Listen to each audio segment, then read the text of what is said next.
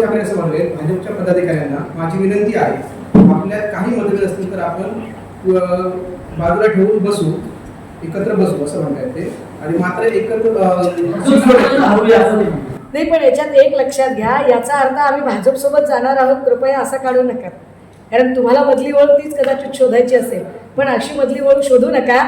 कारण मी आपल्याला आवर्जून सांगितलं पाहिजे की भाजपामधले सुद्धा असे असंख्य लोक आहेत जे कमालीचे अस्वस्थ आहेत आणि ज्यांना सातत्याने असं वाटते की देवेंद्र फडणवीसांनी त्यांच्या एका मुख्यमंत्री पदाच्या महत्वाकांक्षेपायी अख्ख्या भाजपच्या लोकांचं नुकसान केलेलं आहे.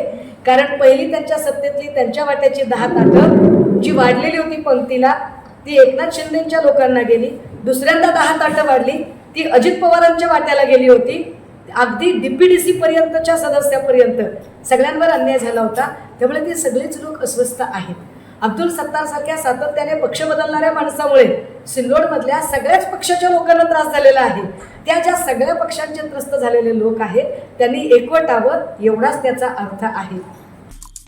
आमचे दिवसभरातले सर्व अपडेट्स, ताज्या घडामोडी आणि थेट लाईव्ह पाहण्यासाठी सबस्क्राईब करा, लाईक करा कोकणचं नंबर 1 महा चॅनल कोकण 7 लाईव्हचं YouTube चॅनल.